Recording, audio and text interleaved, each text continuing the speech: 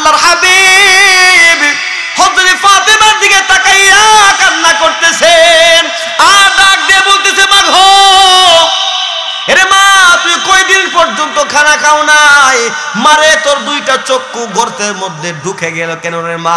ওরে মা তুই কয়দিন পর্যন্ত খানা খাও নাই? কয়দিন পর্যন্ত খানা না খাইয়া দুইটা চক্ষু গর্তের মধ্যে ঢুকাইলাই? আল্লাহর হাবিব যখন হযরতে ফাতেমাকে এই কথা বললেন, হযরতে ফাতেমা এই কথা শুনে আরো কান্না করতেছেন। আল্লাহর হাবিব জিজ্ঞেস করতেছেন মারে কেন তুমি কান্না করতেছো? হযরতে ফাতেমা বলেন বাবা এই যে তাকিয়ে দেখেন আপনার দুইজন নাতি ঘুমাচ্ছেন। আল্লাহর হাবিব তাকিয়ে দেখেন হাসান এবং হোসেন ঘুমায়, আর তার পাশে একটা চুলার মধ্যে পাতিলা বসানো, পাতিলার মধ্যে ফুটন্ত পানি পটপট করে জ্বলতেছে, পটপট করে জ্বলতেছে। আল্লাহর হাবিব ডাক দিয়ে বলে মারে এই যে চুলার মধ্যে পাতিলা বসানো, পাতিলার মধ্যে পানি, পানির মধ্যে কিচ্ছু নাই, তার কারণ কি? এবার ফাতেমা ডাক দিয়ে বলে বাবা এই যে দেখেন আপনার দুইটা নাতি হাসান এবং হোসেন ঘুমিয়ে আছে, ঘুমের আগে কান্না করতেছে মা গো, একদিন নয়, 2 দিন নয়, 3 দিন পর্যন্ত খানা দেও নাই মা। কি এমন অপরাধ ছিল আমাদের? 3 দিন পর্যন্ত আমাদেরকে কোনো খানা দেও না। হে বাবা আপনি শুনিয়া রাখেন, আপনার দুইটা কলিজার টুকরা নাতি 3 দিন পর্যন্ত খানা না পাইয়া খিদার যন্ত্রণা ঘুমাবেন, আমি তাদেরকে সান্ত্বনা দিলাম হে বাবা তোমরা দেখো এই যে ফাতিলা বসাই দিলাম, রান্না হচ্ছে, তোমরা ঘুমাও, ঘুম থেকে উঠে তোমরা খানা খাইবা। বাপ মেয়ে কথা বলতেছেন, নানার কথার শব্দ শুনিয়া হাসান এবং হোসেনের ঘুম ভেঙে যায়। হাসান এবং হোসেন নানার দুইজন দুই দিকে বসে গেল, একজন এই দিকে আর একজন অন্য দিকে বসে গেল।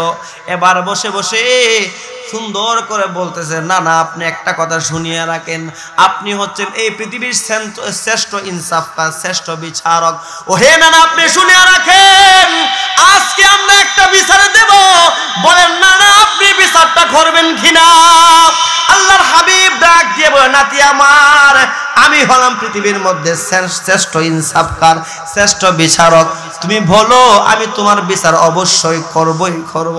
এবার হাসান এবং হুসাইন কান্না করতেছি আর বলতেছে নানা তাকিয়ে দেখেন, এই যে তাকাইয়ে দেখেন আমাদের পেটের মধ্যে 3টা পাথর ভান্ডা, আপনার মেয়ে 3 দিন পর্যন্ত আমাদেরকে খানা দেয় নাই। ও হে নানা আপনি তাকিয়ে দেখেন পেটের মধ্যে ক্ষুধা সহ্য হয় না, খিদা সহ্য হয় না, 3টা পান্তর বান্ধা, 3টা পাথর বান্ধা আপনার মেয়ে আমাদেরকে সান্ত্বনা দিয়ে ঘুম পাড়াইলো। হে নানা আপনি বলেন আপনার মেয়ে কেন আমাদের সঙ্গে মিথ্যা কথা বললো? নানা হে আজকে আমরা বিচার দিলাম, আপনি হচ্ছেন শ্রেষ্ঠ বিচারক, আপনার মেয়ের বিচার আপনি করেন। আল্লাহর হাবিব হাসান এবং হুসাইনের কথা শুনিয়া আল্লাহর হাবিব বলতেছেন হাসান এবং হুসাইন তোমরা শুনিয়া রাখো, আমার মেয়ের নামে তোমরা বিচার দিলাই, তোমরা বিচার দিয়েছো তোমাদের পেটের মধ্যে 3টা পাথর ভান্ডা। এরে তোমরা শুনিয়া রাখো, যেই বিচারকের কাছে বিচার দিলাই ওই বিচারকের পেটের দিকে তাকিয়ে দেখো, যেই বিচারক বিচার করবে, যেই বিচারক তোমাদের বিচার করবে তোমরা তাকিয়ে দেখো, তোমরা পেটের খিদা সহ্য করতে পারতেছো না, পেটের মধ্যে 3টা পাথর ভান্ডা, আর যেই বিচারক বিচার করবে তাকিয়ে দেখো পেটের খিদায় ওই বিচারকের পেটের মধ্যে 7টা পাথর বান্দা। আমার তিলাওয়াতকৃত আয়াতে আল্লাহ তাআলা দুনিয়ার মানুষদেরকে বড় সুন্দর করে একটা ডাক দিয়েছে। আল্লাহ তাআলা কোরআনে কারীমের মধ্যে বলেন ইয়া আইয়ুহাল্লাযীনা আমানু, আল্লাহ তাআলা বড় মায়া করে মোহাব্বত করে আপনাকে আমাকে ডাক দিয়েছেন ইয়া আইয়ুহাল্লাযীনা আমানু, ওহে ঈমানদারগণ, ওহে ঈমানদারগণ। এই আয়াতে কারিমার মাধ্যমে আল্লাহ রাব্বুল আলামিন ইয়া আইয়ুহান নাস বলে সম্বোধন করেন নাই।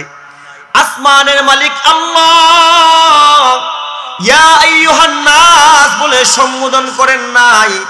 ইয়া আইয়ুহান নাস বলতে নাস মানে মানুষ, মানুষের ভিতরে হিন্দু আছে, বৌদ্ধ আছে, খ্রিস্টান আছে, অনেক ধর্মের মানুষ আছে, কিন্তু এই আয়াতের মাধ্যমে আল্লাহ তাআলা বড় মায়া করে, মহব্বত করে। ইয়া আইয়ুহাল্লাযীনা আমানু মানে ঈমানদারদেরকে আসমানের মালিক আল্লাহ বড় মহব্বত করিয়া ঈমানদারদেরকে ডাক দিলেন, ইয়া আইয়ুহাল্লাযীনা আমানু, হে ঈমানদারগণ। আপনারা বলেন ঈমানদার কাকে বলে? যার ঈমান আছে সেও তো ঈমানদার, ঠিক আছে না? আল্লাহ তাআলা আমাদেরকে ডাক দিয়ে বলেন, ইয়া আইয়ুহাল্লাযীনা আমানু, ও হে ঈমানদারগণ, ইস্তাঈনু বিস-সাবরি ওয়াস-সালাহ।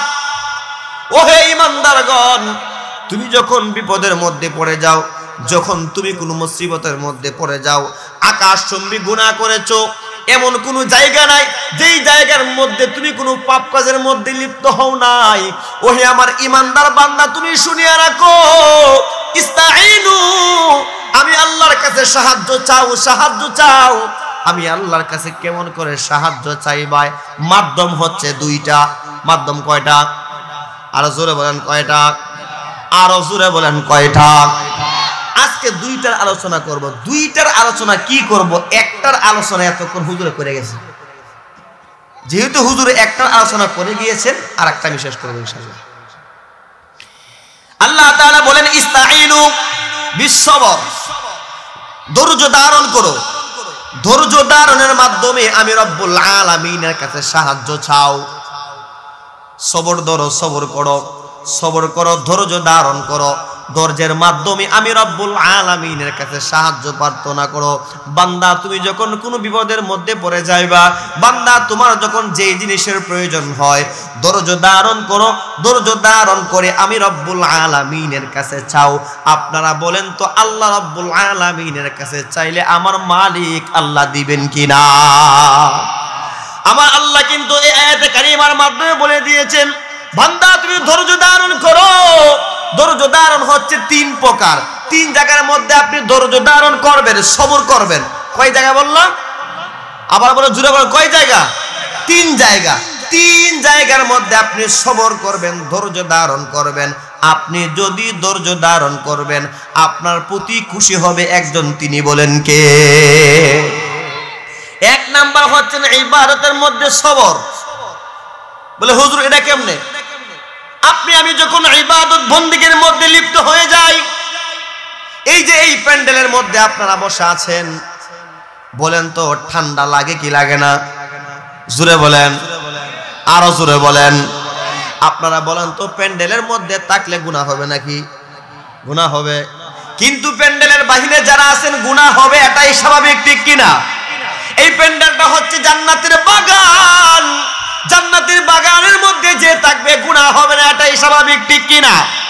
জান্নাতের প্যান্ডেলের বাহিরে যে ব্যক্তি থাকবে, ওই ব্যক্তির আমলনামায় গুনাহ লেখা হবে, এটাই স্বাভাবিক, ঠিক কিনা? কারণ যেই জায়গার মধ্যে কোরআন এবং হাদিসের কথা বলা হয়, যেই জায়গার মধ্যে কোরআন এবং হাদিসের কথা শোনা হয়, ওই জায়গার মধ্যে আসমানের মালিক আল্লাহ ফেরেশতার মাধ্যমে নাজালাত আলাইহিমুস সাকিনা, ওই জায়গার মধ্যে আসমানের মালিক আল্লাহ ফেরেশতার মাধ্যমে নেকি নাজিল করতেই থাকে। সুবহানাল্লাহ। এই জন্য আমি আপনাদেরকে বলবো, সবর করবেন, ধৈর্য ধারণ করবেন। কয় জায়গা? আরো জোরে বলেন, কয় জায়গা? এক নাম্বার হচ্ছে ইবাদতের মাধ্যমে সবর। বান্দা যখন ইবাদত করবে, ঠান্ডা মৌসুমে ঠান্ডা পানি দ্বারা উযু বানাইয়া মসজিদের মুয়াজ্জিন মসজিদের মাইকের মধ্যে আজান দেয়। আজান দেওয়ার পরে আপনি ঘর থেকে বের হয়ে পুকুরের পানি, ঠান্ডা পানি দ্বারা উযু বানাইয়া যখন আপনি মসজিদের মধ্যে আপনি চলে যাবেন, আপনারা বলেন তো, ঠান্ডা পানি দ্বারা উযু বানাইলে কষ্ট লাগে কি লাগে না? কিন্তু ইমানদার বান্দার মনের মধ্যে বড় আনন্দ। কিসের আনন্দ? আমি ঠান্ডা পানি দ্বারা উযু বানাবো, কিন্তু যতই কষ্ট হোক না কেন, আমি রবের কুদরতি পায়ের মধ্যে যখন সাজদা দেব, মনের মধ্যে প্রশান্তি ঢেলে দিবেন কে? এই জন্য এক নাম্বার হচ্ছে ইবাদতের মধ্যে সবর। আপনি যখন ইবাদত বন্দেগী করবেন, যতই কষ্টই হোক না কেন আপনি সবর করবেন, ধৈর্য ধারণ করবেন। আপনি যখন ইবাদত করবেন, যতই কষ্টই হোক না কেন আপনি যদি ইবাদতের মধ্যে লিপ্ত থাকেন, সব সময় আপনি ইবাদত বন্দেগী করতেই থাকেন, আপনার প্রতি খুশি হবেন কে? এই ভাই দেখেন, আপনি আমি জানি সুদ খাওয়া, ঘুষ খাওয়া, এই সমস্ত সুদ ঘুষ খাওয়া হালাল না হারাম? জোরে বলেন হালাল না হারাম? কিন্তু আপনার ঘরের মধ্যে টাকা নাই, পয়সা নাই, অভাব, সংসারের মধ্যে বড় অভাব, অভাবের তাড়নায় পড়ে অন্যের মালগুলো আত্মসাৎ করেন নাই, সুদ খান নাই, ঘুষ খান নাই, কোনো কিছু না খাইয়া একমাত্র আল্লাহর উপর ভরসা রেখেছেন। আপনি আল্লাহর উপর সবর করেছেন, ধৈর্য ধারণ করেছেন।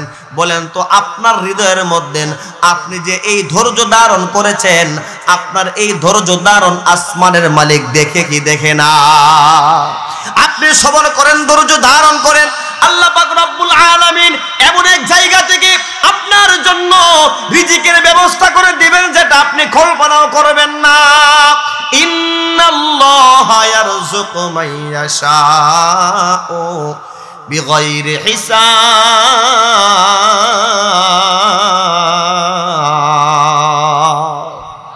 যখন আপনি আল্লাহ পাক রব্বুল আলামিনের ইবাদত বন্দেগী করবেন, মালিকের খাস বান্দা হয়ে যাবেন, আসমানের মালিক আল্লাহ আপনার জন্য এমন এক জায়গা থেকে রিজিকের ব্যবস্থা করে দিবেন আপনি কল্পনাও করবেন না। এজন্যই বলেছি আল্লাহর কাছে সাহায্য চাইব দুইটা জিনিসের মাধ্যমে। এক নাম্বার হচ্ছে সবর, আর একটা হচ্ছে নামাজ। আর সবর ধৈর্য ধারণ করব আমরা তিন জায়গায়। এক নাম্বার হচ্ছে ইবাদতের মধ্যে সবর করব, ধৈর্য ধারণ করব। দ্বিতীয় নাম্বার হচ্ছে গুনাহ যখন ছেড়ে দেব, গুনাহ ছাড়ার মধ্যে ধৈর্য ধারণ করব। গুনাহ আমি করব না, আমার দ্বারা কোনো গুনাহ হবে না। গুনাহ এই মুহূর্তে আমি তওবা করেছি, তওবার উপর অটল থাকবো। এটাই হচ্ছে আল্লাহ তাআলার সবচাইতে পছন্দনীয় বান্দা। যেই বান্দা গুনাহ করবে না, এটার মধ্যে ধৈর্য ধারণ করবে, আসমানের মালিক ওই বান্দার প্রতি খুশি হয়ে যাবে। যখন আপনি অভাবের মধ্যে পড়ে যাবেন, মুসলিম শরীফের মধ্যে আসছে, বুখারী শরীফের মধ্যে লম্বা একটা ঘটনা এনেছেন, বলবো? একজন ব্যক্তি বড় অভাব, একজন মহিলা সংসারের মধ্যে বড় অভাব, ছোট ছোট তিনটা বাচ্চা, সংসারের মধ্যে বড় অভাব, টাকা নাই, পয়সা নাই। স্বামীটা দিনের কাজে বাহিরে গিয়েছেন, সংসারের মধ্যে যেইগুলো টাকা দিয়ে গিয়েছিল, সংসারের মধ্যে যেইগুলো খানা রেখে গিয়েছিল, ওই সমস্ত খানা শেষ। তিনটা বাচ্চা কোদার যন্ত্রণায় ছটপট করতে আসি। দুনিয়ার কোনো মানুষের মায়া না লাগলেও সন্তান যখন কাঁদে, পৃথিবীর কোনো মানুষের মায়া না লাগলেও মায়ের মনের মধ্যে মায়া লাগে কি লাগে না? আল্লাহ বলেন মায়ের মনের মধ্যে মায়া লাগে কি লাগে না? সন্তান যখন তিনটা কাঁদে, মায়ের কাছে বলে মা গো খানা দাও। মা কিন্তু আর সহ্য করতে পারে না। মা এবার ঘর থেকে বের হয়ে গেল, খানা কোথায় পাই? আমার সন্তানগুলো না খেয়ে ঘরের মধ্যে ছটপট করতেছে, খানা আমি কোথায় পাবো? ওই মহিলা এবার চিন্তার মধ্যে পড়ে গেল, টাকা পয়সা যে কোনো মূল্যেই হোক আমার প্রয়োজন, কারণ ঘরের মধ্যে আমার সন্তানগুলো না খেয়ে আছেন। ওই সমাজের একজন ব্যক্তি ছিল, বড় প্রতাপশালী একজন মানুষ, ওনার নাম হচ্ছে বাদশাহ কিফিল। নাম কি? বাদশাহ কিফিল, বুঝুন তো? নাম হচ্ছে বাদশাহ কিফিল। নাম কি বলেন? নাম কি জানেন? বলতে পারেন না কেন? জানেননি? ইসলামের ইতিহাসের যে বড় বড় মহামানব গুলো আছে, উনাদের নাম আপনাদের মুখ দিয়ে বের হয় না। বড় বড় সাহাবীর নাম আপনাদের মুখ দিয়ে বের হয় না। কেন জানেন? জানেন কি? আপনি আমার মুখ দিয়ে 24টা ঘন্টা নায়ক নায়িকা। এখন বর্তমানে ইয়াং জেনারেশন, টিকটক, সুবহানাল্লাহ, যেমন তালে ছেলে এমন তালে মেয়ে। জোরে বলেন। টিকটকে জিজ্ঞেস করেন, দেখবেন কে সেলিব্রিটি আছে হের নামও কয়ে দিব। যে লোকটা টিকটকের যে সেলিব্রিটি লোকের নাম বলতে পারে হেরা দাঁড়া করে দেন, বলে 5 জন সাহাবীর নাম কো, পারবে না, পারবে না। এই জন্যই আমার হযরত বলেছেন, বাজান যখন তুমি কথা বলবা, যখন সামনে লোক বসা থাকবে ওদেরকে জিজ্ঞেস করবা, যে সাহাবীর ওয়াকিয়া পড়বা মানে ঘটনা কইবা, ওই সাহাবীর নামটা বারবার জিজ্ঞেস করাইবা, ওরা মুখস্থ করাইবা সবাই। এই জন্যই বলতেছি, যে বাদশার নাম বললাম, বাদশার নাম কি? কি কিফিল। বাদশা কি? জালেম বাদশা, নাম কি? কিফিল। ওই জালেম বাদশা, জালেম তো জালেমই হয়, সমাজের মানুষদেরকে উনি সুদের ব্যবসা করত, সুদের ব্যবসার মধ্যে জড়িত আমাদের সমাজের কিছু লোক আছে না নাই? আরো জোরে বলেন, আছে না নাই? আপনারা বলেন তো, যে ব্যক্তি সুদ খায় ওই ব্যক্তির পাশে গিয়ে যদি বলেন ভাই 10,000 টাকা দেন, আপনি বলেন তো লোভ বংশ ব্যতীত আপনাকে টাকা দিবেনি? টাকা দিব? আগে লাভের টাকা হিসাব করবে, তারপর আপনাকে 10,000 টাকা দিবে। কথা বলেন ঠিক কিনা? ওই বাদশা কিফিল, ওই সমাজের জালেম একজন বাদশা, উনি সমাজের মানুষদেরকে সুদের টাকা দিত, সুদ খাইতো। অন্যদিকে মহিলা সমাজের কোনো মানুষের কাছে টাকা পায় না, সমাজের কোনো মানুষের কাছে টাকা না পাইয়া মাথার মধ্যে আসলো এই সমাজে সবচাইতে ধনাঢ্য ব্যক্তি হচ্ছেন বাদশা কিফিল। বাদশা কিফিল তো মানুষদেরকে টাকা দেয়, আমি আবার চলে যাব বাদশা কিফিলের কাছে, গিয়ে বলবো বাদশা কিফিল আমাকে কিছু টাকা দাও। ওই মহিলা বাদশা কিফিলের কাছে গেল, গিয়ে বলতেছেন আমার কিছু টাকার প্রয়োজন, বাচ্চাদেরকে খানা খাওয়াবো। এবার বাদশা কিফিল মনে মনে চিন্তা করতেছেন, গরিব মহিলা দেখতে বড় সুন্দরী। বাদশা কিফিল বলতেছেন, হে মহিলা তুমি শুনিয়ে রাখো, তুমি তো জানো আমি যখন কোনো মানুষদেরকে টাকা পয়সা দেই, আমি একটা যে কোনো বিনিময় দেই। কথা বলেন ঠিক কিনা? সুদখোর কি বিনিময় ছাড়া টাকা দেয়? টাকা দেয়। ওই বাদশা কিফিল বলতেছে তুমি শুনিয়ে রাখো, আমি যখন কোনো মানুষকে টাকা দেই, মানুষকে টাকা দেওয়ার আগে মানুষদেরকে আগে বিনিময় নেই, লভ্যাংশ হিসাব করি। বলো তোমাকে আমি টাকা দেব, তার বিনিময় তুমি কি দিবা? মহিলা বলতেছে আমার ঘরের মধ্যে কোনো কিছুই নাই, আপনাকে দেওয়ার মতো কোনো কিছুই আমার ঘরের মধ্যে নাই। এবার বাদশা কিফিল বলতেছেন, যদি তোমার ঘরের মধ্যে কোনো কিছুই না থাকে তাহলে তোমাকে আমি কি দেব, বলো তুমি কি দেব? এবার মহিলা বড় টেনশনের মধ্যে পড়ে গেল, কি দেওয়া যায়। বাদশা কিফিল জালেম বাদশা, সুযোগে সদ্ব্যবহার। এবার মহিলাকে বলতেছেন তুমি শুনিয়ে রাখো, তোমাকে আমি একটা প্রস্তাব দেই, তুমি শুনিয়ে রাখো, তুমি যদি আমাকে খুশি করতে পারো তাহলে আমি তোমাকে টাকা দেব। নাউজুবিল্লাহ, নাউজুবিল্লাহ। আমাদের সমাজের কোনো মানুষ যদি, আপনি আমার কাছে টাকা আছে, আপনি আমার কাছে মাল আছে, সম্পদ আছে, পাশের ঘরের একজন মানুষ যদি অভাবের মধ্যে থাকে, আপনি আমার জন্য উচিত হলো বিনিময় ছাড়া ওই লোকটাকে সাহায্য করা, ঠিক কিনা? আরো সহজ করে বলি, আপনি আমার টাকা আছে, পয়সা আছে, পাশের ঘরের মধ্যে খানা খাইতে পারে না, অভাব। আমাদের বড় লোকদের সবচাইতে বড় একটা সমস্যা জানেন কি? পাশের ঘরের মধ্যে খাইতে পারে না, খানার মধ্যে একটু সমস্যা, কিন্তু আপনার ঘরের চুলার মধ্যে প্রত্যেকদিন ভালো মন্দ রান্না হয়, পাশের ঘরের মধ্যে ভালো মন্দ রান্না হয় না। বিশ্বাস করেন কাল কিয়ামতের ময়দানে ওই ব্যক্তি যদি আল্লাহর কাঠগড়ায় আপনার বিরুদ্ধে নালিশ করে, আপনি কিন্তু আল্লাহর কাঠগড়ার মধ্যে আটকা পড়ে যাবেন। বড় কথা কি জানেন? আপনার টাকা আছে, পয়সা আছে, পাশের ঘর আপনার আত্মীয়, আপনার ফুফু, আপনার খালা, আপনার আত্মীয় স্বজন গরিব, আপনি গরিবের ঘরে ভাত খাবেন, গিয়ে বলবেন আম্মা কি রাঁধছেন, খালাম্মা কি রাঁধছেন, দেন খাবো। গরিবের ঘরে খাইতে কি স্বাদ। আমরা তো হুজুর মানুষ, মোটামুটি আমরা বুঝি, বড় লোকের ঘরে দাওয়াত খাওয়া লাগে, গরিবের ঘরে দাওয়াত খাই। আপনারা দাওয়াত দেন না? দাওয়াত দেননি। গরিব মানুষ যিনি আছে উনিও দাওয়াত দেয়, যিনি ভদ্রলোক, সমাজের ভদ্রলোক, উনারা করে আমাদেরকে দাওয়াত দেয়। আমরা তো খাই, অবস্থা দেখি কোন জায়গার খানার কোয়ালিটি কেমন। আমি সবসময় জানেন, আমি সবসময় দোয়া করি, আল্লাহ দাওয়াত তো আলহামদুলিল্লাহ মোটামুটি প্রত্যেক দিন আসতেছে, আল্লাহ গরিবের ঘরে দিয়ে, গরিবের ঘরে দাওয়াত মিলাই দিয়ে, গরিবের ঘরে দিয়ে। আমি সবসময় দোয়া করি, যেহেতু আল্লাহ রিজিক মানুষের ঘরে রাখতেই আসো, কমপক্ষে গরিবের ঘরে রিজিক রেখো আমার, আমি দোয়া করি এটা। স্বাধীন মতো একটা ভাত খাওয়া যায়। যখন আপনার খালাম্মা, আপনার ফুফু গরিব, আপনি যাবেন গিয়ে বলো আম্মা দেন, খানা দেন, কি পাক করছেন দেন, দেখবেন বড় খুশি হয়ে যাবে। কথা বলেন ঠিক না? আরো জোরে বলেন ঠিক কিনা? যেই কথাটা বলতেছিলাম, বাদশা কিফিল ওই মহিলাকে বলতেছেন, তোমাকে আমি টাকা দেব, বিনিময়ে আমাকে তোমার খুশি করতে হবে। ওই মহিলা ওই বাদশা কিফিলের সামনে বলতেছে, না না না, আমি তোমাকে খুশি করতে পারবো না, আমি আল্লাহর নাজায়েজ কাজের মধ্যে লিপ্ত হতে পারবো না, আমি নাজায়েজ কাজের মধ্যে লিপ্ত হব না, এটা হারাম হারাম।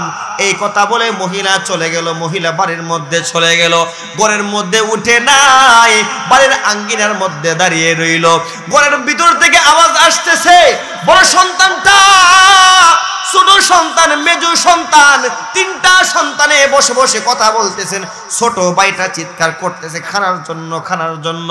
ঘরের মধ্যে বড় ভাই সুন্দর করে ছোট ভাইটাকে সান্ত্বনা দেয় আর বলতেছে, ওরে ছোট, তুমি শুনিয়ে রাখো, কিছুক্ষণ আগে মা কিন্তু ঘর থেকে বের হয়েছেন, খানা আনবে আমাদের জন্য। টেনশন নিও না, টেনশন নিও না, মা কিন্তু খানা না নিয়ে ঘরের মধ্যে আর আসবে না, মা কিন্তু খানা নিয়ে কিন্তু ঘরের মধ্যে আসবে। মেজু সন্তানটা কান্দে, বড় ভাই বসে বসে সান্ত্বনা দেয়, হে বোন তুই কাঁদবি না, কাঁদবি না, মা গিয়েছে খানা আনার জন্য, মা কিন্তু খানা আনা আইনা ঘরের মধ্যে আসবে না। এবার মা বাড়ির আঙ্গিনার মধ্যে দাঁড়াইয়া দাঁড়াইয়া সন্তানদের কথা শুনিয়ে আসমানের দিকে ছায়া ছায়া খানতেছেন আর বলতেছে, আল্লাহ কি পরীক্ষার মধ্যে পারাইলাই, ঘরের মধ্যে সন্তান ক্ষুধার যন্ত্রণায় চটপট করতে আসে, চটপট করতে আসে। অন্যদিকে বাদশা কিফিল হারাম প্রস্তাব দিয়ে বসলো, আমি কি করব বুঝতে পারতেছি না। এবার মহিলা চিন্তা করতে, যা হবার হোক, যা হবার হোক, সন্তান কিন্তু বাঁচাইতে হবে, সন্তানদের মুখের মধ্যে খানা দিতে হবে। এবার ওই মহিলা বাদশা কিফিলের কাছে চলে গেল। বাদশা কিফিলের কাছে যাওয়ার পরে বাদশা কিফিলকে জিজ্ঞেস করতেছে, আমাকে টাকা দাও। বাদশা কিফিল বলতেছেন, আমি তোমাকে যে শর্ত দিয়েছিলাম, তুমি কি শর্তে রাজি আছো কিনা? মহিলা বলতেছে, হ্যাঁ রাজি আছি, আপনি আমাকে টাকা দেন। বাদশা কিফিল বলল, তুমি শুনিয়া রাখো, আজকে রাত্রিবেলা আমি তোমার ঘরের মধ্যে যাব, তোমার সঙ্গে সাক্ষাৎ করব, এটা হচ্ছে শর্ত, এর বিনিময়ে তুমি টাকা নাও। মহিলা কিন্তু টাকা নিয়ে বাড়ির মধ্যে চলে গেল, সন্তানদেরকে সুন্দর করে খাওয়াইলো। রাত্রিবেলা বাদশার জন্য অপেক্ষা করতে আসি। জালেম বাদশা দরজা ভেদ করে ঘরের মধ্যে ঢুকলো। মহিলা ঘরের ওই কর্নারের মধ্যে দাঁড়িয়ে আছেন। বাদশা কিফিল ঘরের মধ্যে প্রবেশ করলো একটা খারাপ উদ্দেশ্য নিয়া। এবার মহিলা ঘরের কোণার মধ্যে দাঁড়াইয়া দাঁড়াইয়া কাঁদতেছে আর কাঁদতেছি। বাদশা কিফিল বলতেছে, তুমি শুনিয়ে রাখো, তোমাকে আমি জোর করে কিন্তু টাকা দেই নাই, তুমি শর্তে রাজি হয়েছো, তোমাকে টাকা দিয়েছি, এখন তুমি কান্না করতেছো কেন? বাদশা কিফিলের সামনে আগায়, মহিলা পিছন দিক দিয়ে পিছনে চলে যায়। মহিলার চোখ দিয়ে ঝর্ণার মতো পানি পড়ে। মহিলা ডাক দিয়ে বলতেছে, বাদশা কিফিল তুমি শুনিয়া রাখো, আমার জিন্দেগি চলে গেল, কোনদিন আমি আল্লাহর অবাধ্য হয়ে নাই, আল্লাহ আমাকে যেইভাবে চলতে বলেছেন আমি এইভাবে চলেছি। আমার জিন্দেগির মধ্যে একটা জিনার খালি লাগে নাই, আমার জিন্দেগির মধ্যে কোনদিন আমি কোনো গুনাহ করি নাই, জিনার মধ্যে লিপ্ত হয়ে নাই। আজকে অভাবের তাড়নায় পড়ে, টাকা নাই, পয়সা নাই, আজকে অভাবের তাড়নায় পড়ে তোমার সঙ্গে জিনার মধ্যে লিপ্ত হয়ে যাব, এর জন্য আমি কাঁদতেছি। আজকের এই অভাবের তাড়নায় পড়ে যে গুনাহটা আমি করতে আছি, কাল কিয়ামতের ময়দানে যদি আল্লাহ আমাকে জিজ্ঞেস করে তুমি কেন গুনার কাজটা করেছিলে, ওরে বাদশা তুমি বলো, আমি মালিকের কাছে কি জবাব দেব? বাদশা কিফিল আরো ভয়ে কাঁপতেছেন। আল্লাহ তাআলা বাদশা কিফিলের মনের ভিতরে একটা ভয় ঢুকাই দিলেন। বাদশা কিফিল মনে মনে মনে চিন্তা করতেছেন, আহারে সারাটা জিন্দেগি সুদ খাইলাম, ঘুষ খাইলাম, কত গুনাহ করলাম, কত ব্যভিচার করলাম, কত জিনা করলাম, কোনদিন কিন্তু মালিকের কথা মনে হয় নাই, মালিকের কথা মনে হয় নাই। আর আজকে এই মহিলা একদিন মাত্র গুনাহ করে নাই, গুনাহ করে নাই, গুনার মধ্যে লিপ্ত হবে। লিপ্ত হওয়া যে ভয়, আল্লাহর কাছে গুনার বয়ে কাঁদতেছে, গুনাহ কিন্তু করে নাই। ওই মহিলা গুনার বয়ে কান্না করতেছেন, আর আমি প্রতিনিয়ত গুনাহ করেছি, সুদ খাইলাম, ঘুষ খাইলাম, কত মানুষের সঙ্গে জিনা করলাম, একদিন পর্যন্ত মালিককে ভয় করি নাই। আর মহিলা একদিন মালিককে ভয় করে সামান্য একটা গুনাহ করবে, মালিকের ভয়ে চক্ষু দিয়ে ঝর্ণার মতো পানি পালাইতাছি। এবার বাচ্চা কিফিল মনে মনে চিন্তা করতেছে, না না না, আমি আর গুনাহ করব না, গুনাহ করব না। এবার মহিলাকে ডাক দিয়ে বলে, তুমি শুনিয়া রাখো, তোমাকে আমি যে টাকা দিয়েছিলাম, এ মা তুমি শুনিয়া রাখো, এই টাকা তোমাকে আর দিতে হবে না, তোমাকে আমি সদকা করে দিলাম। সুবহানাল্লাহ, আরো জোরে বলেন সুবহানাল্লাহ। এবার বাদশা কিফিল মনে মনে চিন্তা করতেছেন, মহিলাকে আমি দান করে দিলাম, এবার আমার তওবার প্রয়োজন, তওবার প্রয়োজন। আসমানের মালিক যদি আমাকে মাফ না করে, তাহলে তো আমি আল্লাহর কাঠগড়ার মধ্যে আটকা পড়ে যাব। বাদশা কিফিল ঘর থেকে, ওই মহিলার ঘর থেকে ধর দিয়ে বের হয়ে গেল। ধর দিয়ে বের হওয়ার পর জঙ্গলের মধ্যে চলে গেল, আল্লাহর কাছে তওবা করলো। তওবা করার পরে আপনারা বলেন তো, বান্দা যখন গুনাহ পাহাড় পরিমাণ মাথার মধ্যে নিয়ে আসমানের মালিকের কাছে সামনে হাজির হয়ে যায়, আসমানের মালিক আমাদেরকে মাফ করবে কি করবে না? আর জোরে বলেন, করবে কি করবে না? আমার তিলাওয়াত কিন্তু আয়াতের মাধ্যমে বলে দিয়েছেন, ইস্তাইনু বিসসবরি ওয়াসসালাত। হে বান্দা, ধৈর্যের মাধ্যমে আমি রব্বুল আলামিনের কাছে সাহায্য চাও, প্রার্থনা করো, আমি তোমার প্রার্থনা কবুল করে নেব। সুবহানাল্লাহ। মুসলমান ভাইরানি আমার, বাদশা কিফিল জঙ্গলের মধ্যে তওবা করিয়া ঘরের মধ্যে চলে গেল, ঘরের মধ্যে চলে গেল। আল্লাহর কি অপূর্ব মহিমা, ওই বাদশা কিফিল ইন্তিকাল হয়ে গেল। বাদশা কিফিলের কি হয়ে গেল? ইন্তিকাল হয়ে গেল। বাদশা কিফিল মারা গেছেন।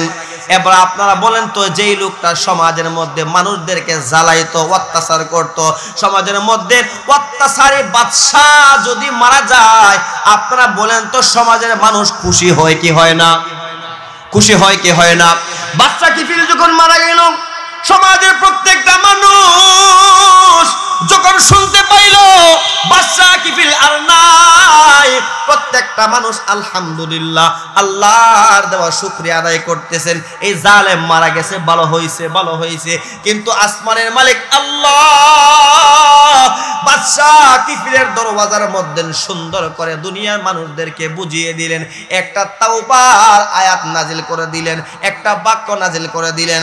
মানুষদেরকে ডাক দিয়ে বলেন, হে পৃথিবীর মানুষ, তোমরা শুনিয়া রাখো, তোমরা সকলেই আমার কিফিলকে গুনাহগার বলতে পারো, জালেম বলতে পারো, আমার কিফিল কিন্তু আমার কাছে তওবা করেছে, আমার কিফিল আমার কাছে তওবা করতে দিবি, আমার কিফিলের তওবা কবুল করে গুনাহ মাফ করতে আমি রব একটা সেকেন্ড দেরি করি না। এজন্যই বলবো, গুনাহ ছাড়বো, গুনাহ ছাড়ার সময় আপনি আমি ধৈর্য ধারণ করব, সবর করব।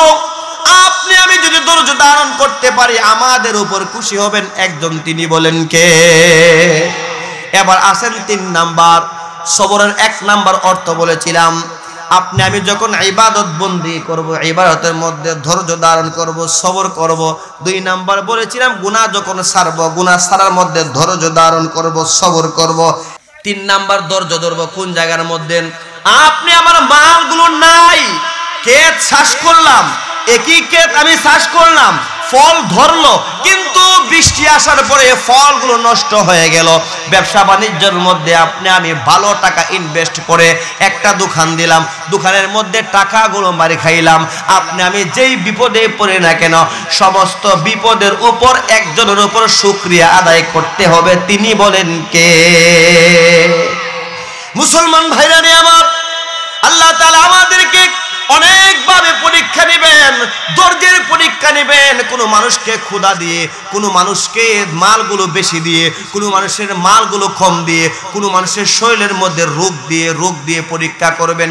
পরীক্ষা করে দেখবেন আমার বান্দা আমার উপর ধৈর্য ধারণ করে কিনা। চুলার মধ্যে যদি একদিন আগুন না ধরে, দেখা যায় ঘরের মধ্যে চিল্লাচিল্লি কেমন, কথা বলেন ঠিক কিনা?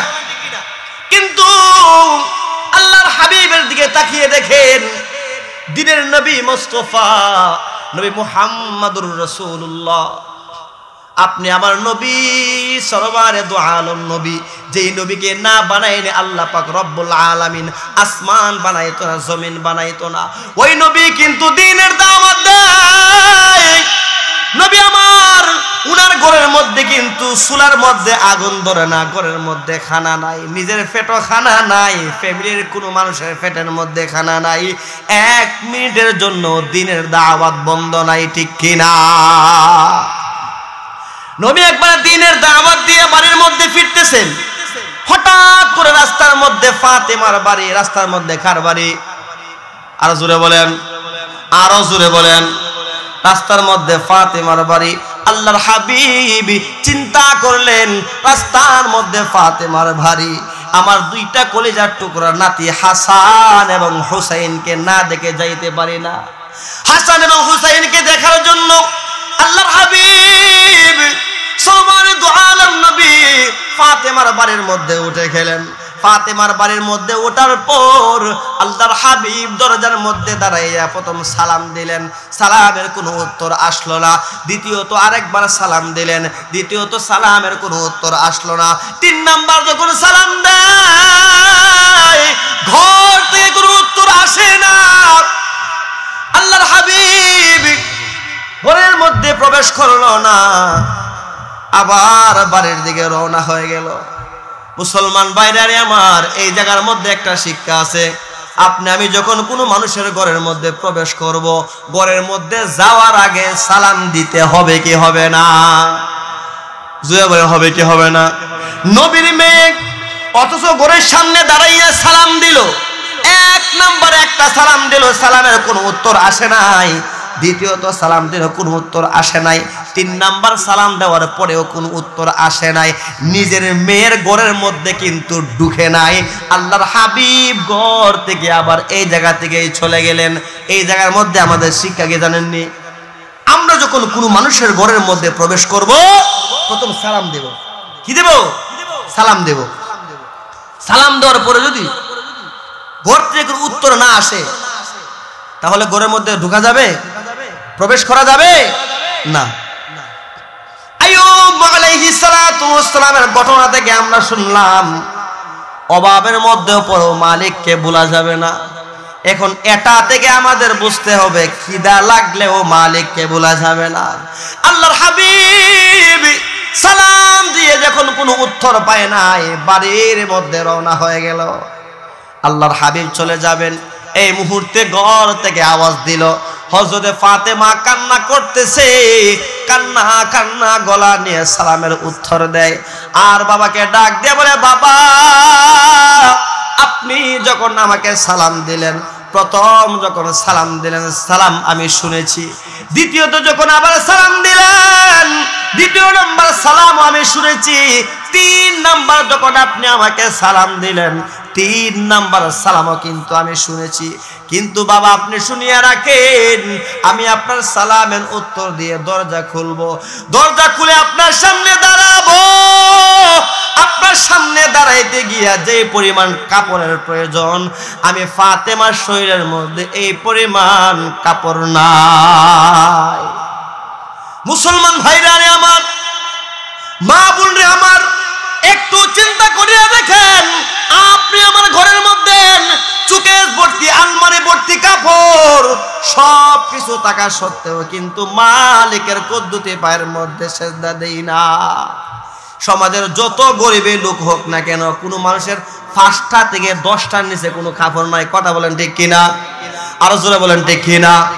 কিন্তু জান্নাতের সরদারিনী হযরত ফাতেমা, তিনি জানেন মরার পরে উনি চলে যাবেন জান্নাতের মধ্যে, জান্নাতের সার্টিফিকেট প্রাপ্ত।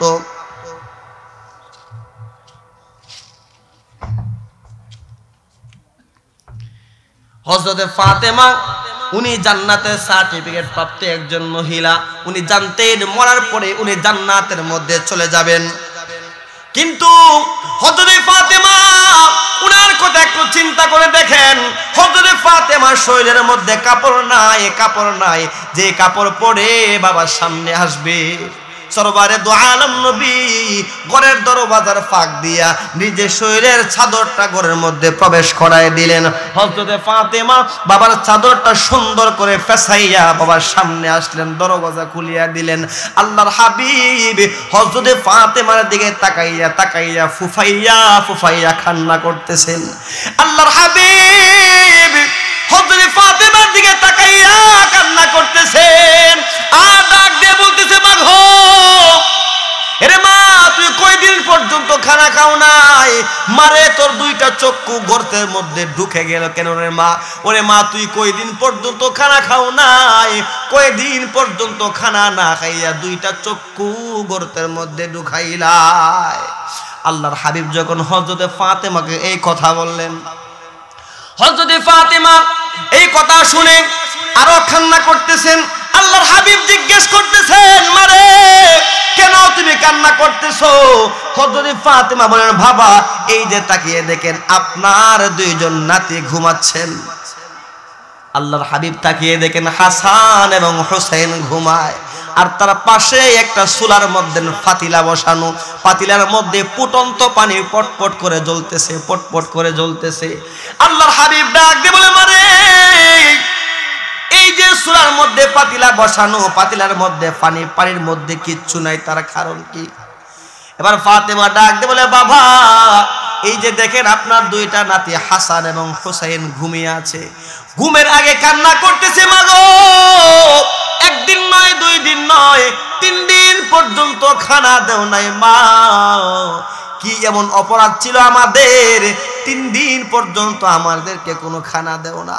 হে বাবা, আপনি শুনিয়া রাখেন, আপনার দুইটা কলিজার টুকরা নাতি 3 দিন পর্যন্ত খানা না পাইয়া খিদার যন্ত্রণা ঘুমাবেন।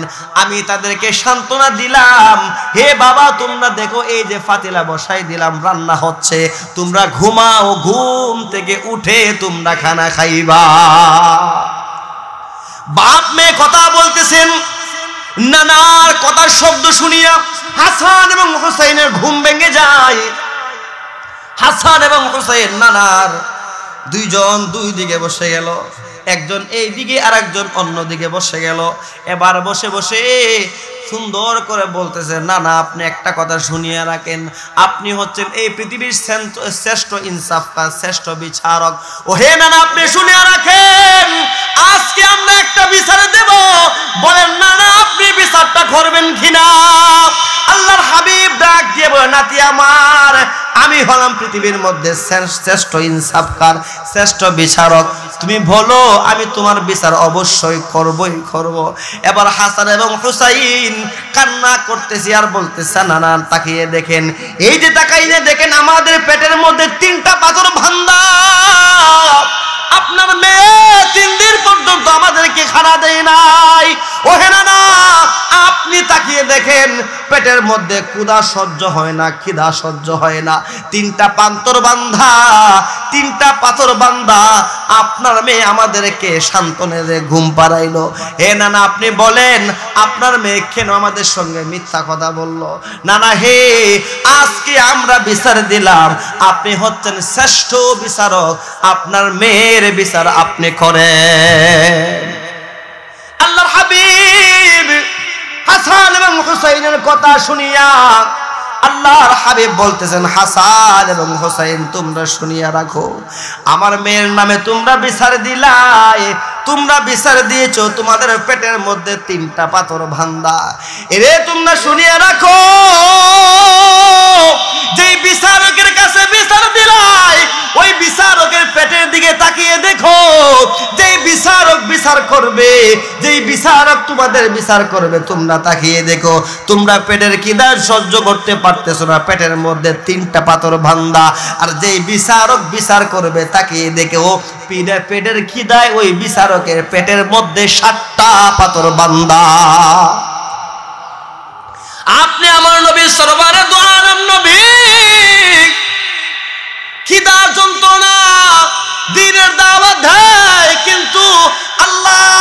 যদি বলতেন আল্লাহ খিদার যন্ত্রণা সহ্য হয় না, খাবার দেন, আল্লাহ খাবার দিতেন কিনা? আপনি আমার নবী কিন্তু আল্লাহর কাছে সাহায্য চায় নাই, সাহায্য চায় নাই, সম্পদ চায় নাই, ধন সম্পদ চায় নাই। এবার বলেন, নবীর পেটের মধ্যে 7টা পাথর ভান্ডা, 7টা পাথর ভাই দাও, নবী দ্বীনের দাওয়াত দিলেন। সারা রাত নবীজি তাহাজ্জুদের নামাজের মধ্যে দাঁড়িয়ে ফাটা ফুলাইলেন। নবীর জন্য কি জান্নাতে কোনো শর্ট পড়ছে নাকি? শর্ট পড়ছে? আপনি আমার নবীর তারপরেও সারা রাত নামাজের মধ্যে দাঁড়িয়ে যাইতেন। হে মুসলমান ভাইরা রে আমার, নবীজির জিন্দেগীর মধ্যে কোনো গুনাহ নাই, গুনাহ নাই। আপনি আমার নবী মাসুম, নবী হচ্ছেন মাসুম, মাসুম নবীর গুনাহ নাই। তারপরেও নবী আমার সারাটা রাত ইবাদত বন্দেগীর মধ্যে কাটাইছেন। কথা বলেন ঠিক কিনা? আল্লাহ তাআলা আমাদেরকে বলে দিয়েছেন আল্লাহর কাছে সাহায্য চাইবো 2টা জিনিসের মাধ্যমে। একটা হচ্ছে সবর, সবর করব আমরা 3 জায়গায়। 1 নাম্বার হচ্ছে ইবাদত যখন করব তখন সবর করব, যখন গুনাহ ছাড়ব তখন সবর করব, সব ধরনের বিপদ আপদ যখন আসবে তখন আমরা সবর করব। আমরা যদি সবর করি আল্লাহ দেখবেন আমার বান্দাকে এত বিপদ দিলাম, এত বিপদ দিলাম, বিপদে থাকা সত্ত্বেও আমি মালিককে 1টা সেকেন্ডের জন্য ভুলে নাই। দেখবেন আল্লাহ তাআলা আপনার বিপদটা কেটে দিবেন। 2 নাম্বার বিসসালাত, ইস্তাঈনু বিসসাবরি ওয়াস-সালাহ।